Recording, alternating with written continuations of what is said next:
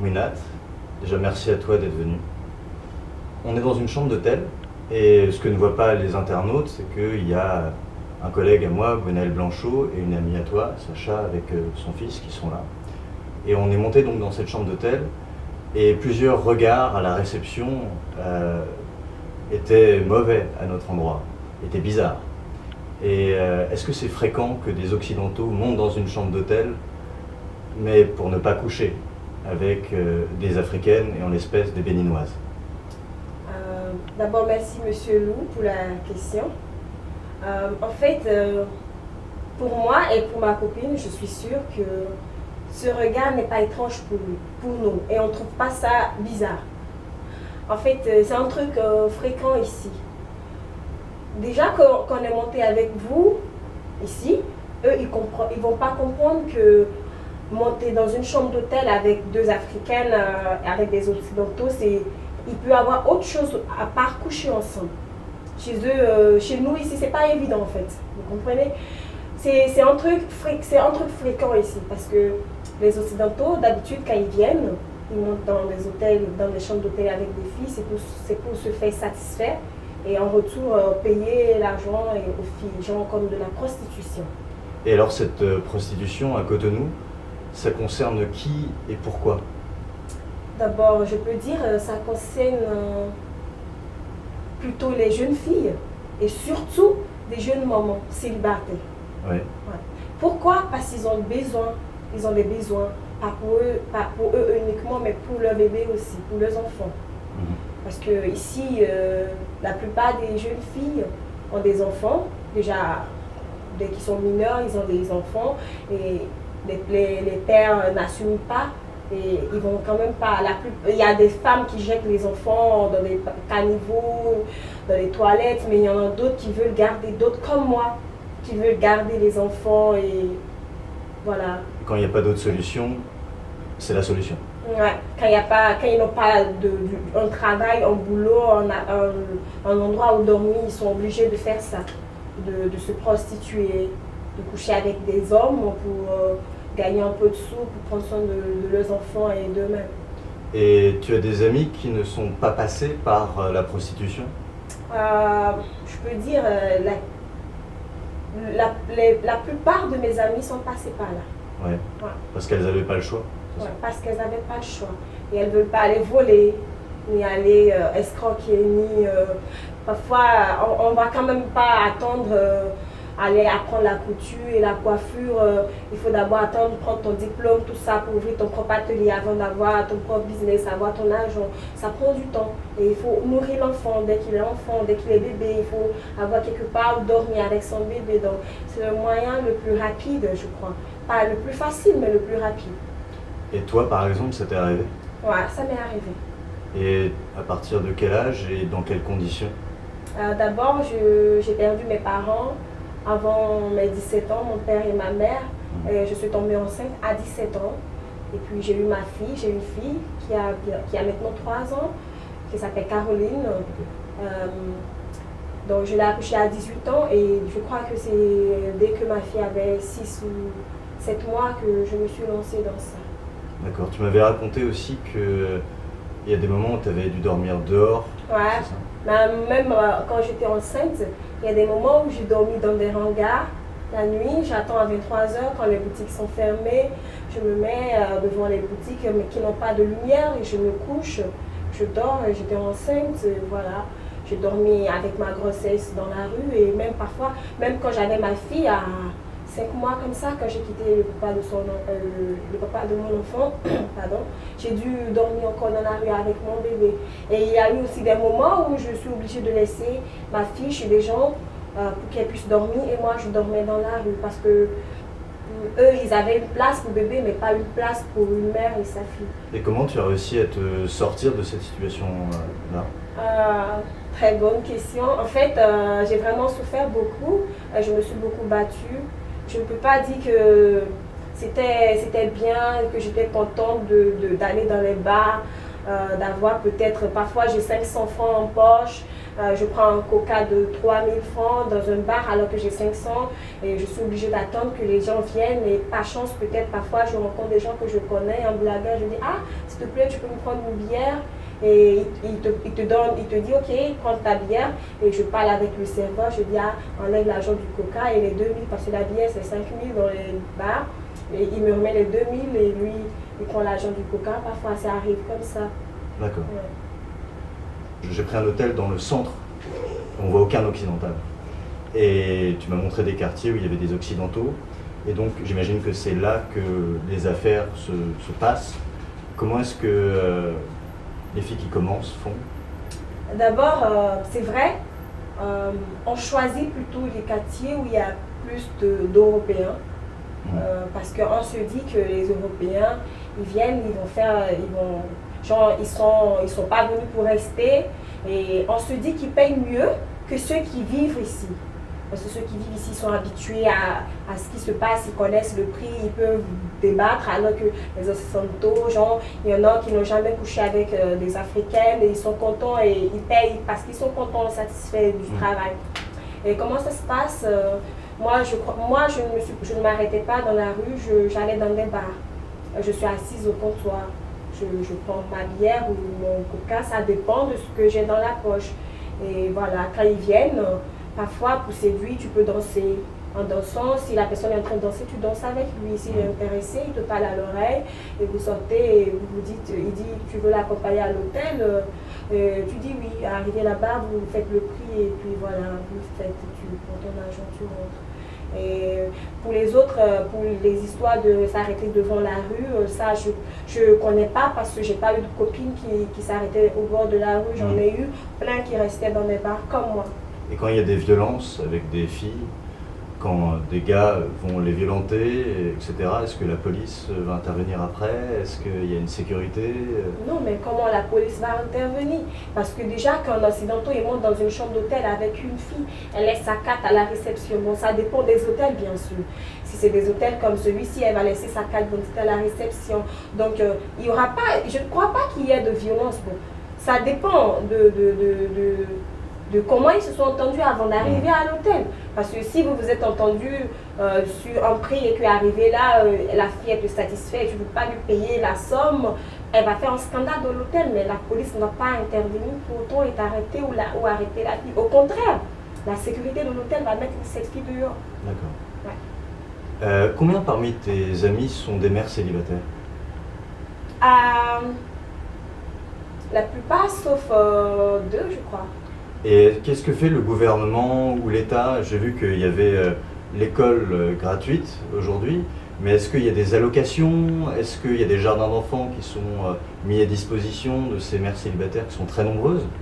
Ou qu'est-ce que fait l'État? Non, l'État ne te donne aucun logement, tout ça, parce que l'État ne t'a pas envoyé à aller tomber enceinte d'un homme irresponsable, par exemple, ou l'État ne t'a pas dit d'aller tomber enceinte d'un homme qui ne t'a pas épousé. L'État n'était pas là quand tu couchais avec cet homme. Donc dès que tu fais ton enfant, tu assumes. Si le gars ne veut pas assumer sa responsabilité, il y en a des filles qui vont porter plainte pour prendre des pensions, mais c'est rare ici, parce qu'on a peur des hommes africains, on a peur de porter plainte contre eux, parce qu'après on a peur en fait. Donc on préfère prendre soin de nos enfants. Et concernant les jardins, les locations, non, l'État ne fait rien de tout ça. Tout ce que moi je sais, c'est que si tu veux accoucher par exemple et que c'est pas césarienne, la césarienne elle est gratuite, mais moi j'ai pas pratiqué une césarienne. Mais j'ai une copine qui a pratiqué une césarienne, mais elle a payé. Son mari a payé. Bon, je crois que la césarienne est gratuite dans les hôpitaux, les grands hôpitaux de zone, mais elle a accouché dans une clinique privée. Donc, voilà, moi, je ne sais pas s'il y a eu aussi, non, je sais, mais non. Il n'y a pas d'accompagnement. Il n'y a pas d'accompagnement. Tu penses, c'est vrai que si tu accouches une fille, l'école primaire est gratuit pour ton enfant, mais il faut quand même prendre soin de l'enfant jusqu'à ce qu'il ait l'âge d'aller au primaire. Donc, l'école ici, déjà, ça commence à 4 ans. Donc, tu as 4 années devant toi pour prendre soin de ton enfant. Comment est-ce que tu vas faire? Et les enfants de ces filles, l'école, tu l'as dit, elle est gratuite et elle est obligatoire, c'est ça? On dit toutes les filles à l'école. Ouais. Ça, c'est gratuit ici. Il y a UNICEF qui fait tout ça. Mais il n'y a aucune loi qui oblige une femme à mettre son enfant à l'école en fait. Il n'y a aucune loi qui, quand tu ne mets pas ton enfant à l'école, la police va venir devant toi pour dire on t'arrête parce que tu n'as pas mis ton enfant à l'école. Non, moi je sais que ça n'existe pas. Mais on sensibilise, on demande aux femmes de mettre tous les enfants à l'école, surtout les femmes. D'accord. On demande, mais on n'oblige pas. Tu m'as parlé d'une de tes amies qui avait besoin, qui ressentait le besoin de partir, qui devait partir. Et tu me disais que pour beaucoup, la solution pour s'en sortir, c'est souvent de trouver un homme, c'est ça, ou de partir en Europe. Finalement, est-ce que l'émigration, c'est une solution pour beaucoup de tes copines ou pour les gens qui t'entourent? Ah, je crois pas. Ouais. Parce que, par exemple, la dernière fois que je veux aller en Europe, mon premier visa a été refusé. Pourquoi?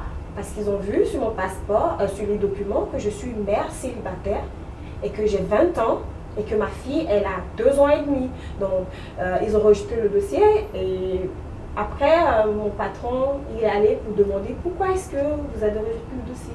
Ils ont dit, mais elle a 19 ans, elle a 20 ans, pardon, et elle est une mère célibataire. Qu'est-ce qui nous garantit que si elle part, elle va revenir?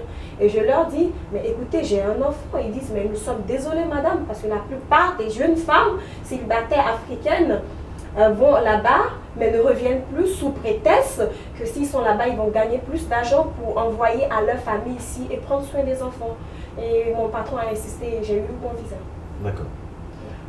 J'ai vu qu'il y avait une loi qui était passée il y a quelques années au Bénin contre les violences faites aux femmes. Ouais. Et je voulais savoir à quel point c'était efficace. En fait. Je crois que je sais que cette loi, ça existe et c'est Marie-Élise Bédot, la présidente de la justice ou la ministre de la justice qui a établi cette loi. Et c'est vraiment bon, mais les femmes ici ont peur vraiment d'aller vers cette association pour porter plainte contre leur mari.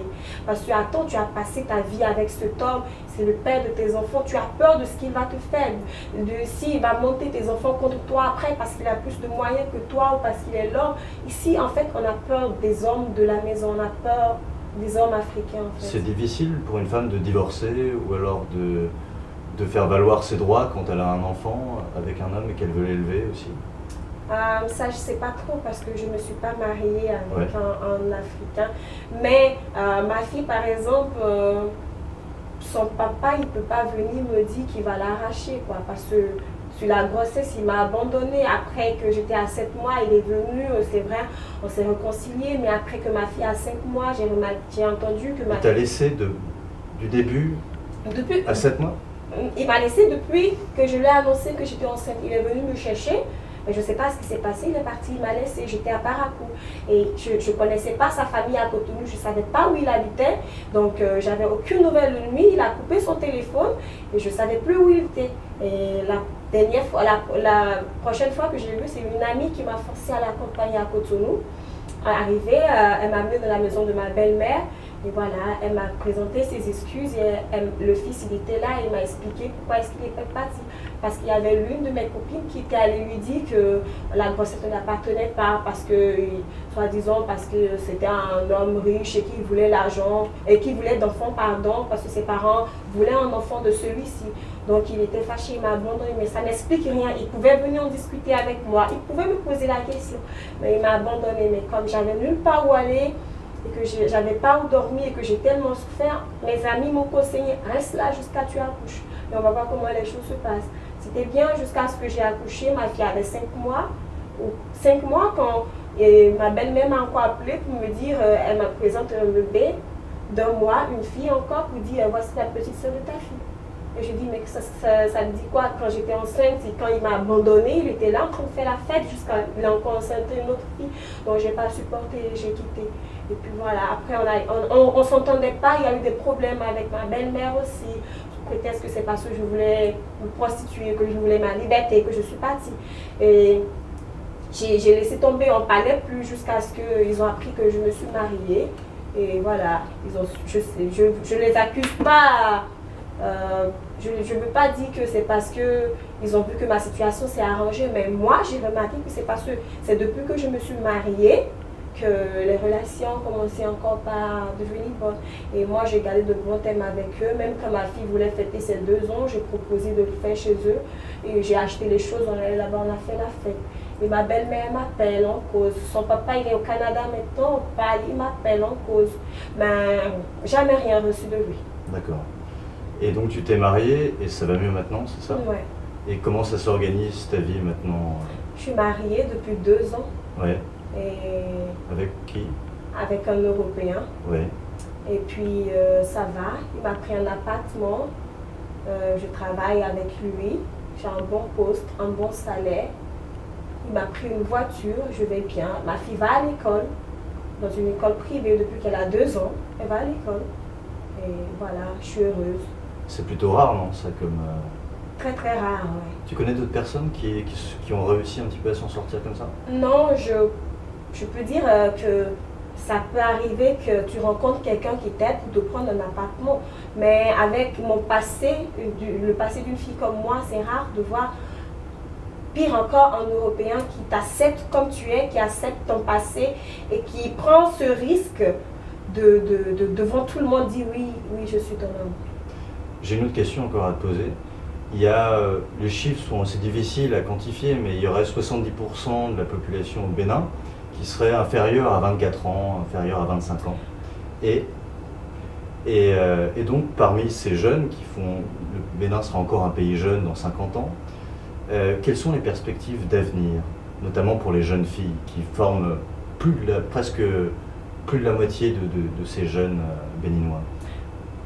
Moi, je peux dire que 60-70% des mères célibataires ont entre 15 et 21 ans. La plupart, le maximum. Le reste, c'est des femmes qui ont déjà, je ne sais pas comment on dit, mais la plupart, quand tu vas dans des boîtes, et ça, tu vas voir, tu es là, tu peux visiter. Tu vas dans des boîtes de nuit, ils vont t'indiquer. La plupart des filles que tu vas voir, c'est des jeunes filles, c'est des petites filles comme moi. Je ne veux pas dire que je suis pour autant petite, mais c'est des jeunes filles comme moi. C'est rare de voir il y en a des filles de 25, 24, mais c'est 20%. C'est plus jeune encore. Ouais. Et on laisse entrer des mineurs dans des boîtes de nuit, dans des clubs? Comment tu vas savoir que ce sont des mineurs? On ne demande pas des pièces d'identité. D'accord. Et les filles d'ici, déjà 12 ans, 13 ans, mais attends, elles ont la taille, hein. Elles sont comme moi. Elles ont la taille, elles sont grandes, tu ne vas pas savoir.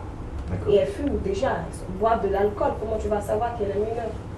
Alors les perspectives pour éventuellement se sortir de la prostitution, il y a rencontrer un Européen, c'est très rare, mais que font les autres filles pour s'en sortir? Celles qui réussissent? Celles qui réussissent, je crois que c'est celles qui savent économiser. Ouais. Parce que quand elles sortent la nuit et elles gagnent, elles ne dépensent pas cet argent seulement pour leur enfant et s'habiller. Elles économisent un peu. Il y en a d'autres qui font des commerces d'habits, des chaussures, des mèches. Il y en a. Et petit à petit, eux, ils se débrouillent comme ça. Mais c'est quand même c'est encore beaucoup mieux que ceux qui gagnent seulement et qui s'occupent seulement de leur placard et seulement de leur coiffure, tout ça. Vous comprenez ce que je veux dire? Ouais. Et comment tu vois cette génération qui est celle des enfants de tes amis, de ton enfant aussi? Comment elle va grandir?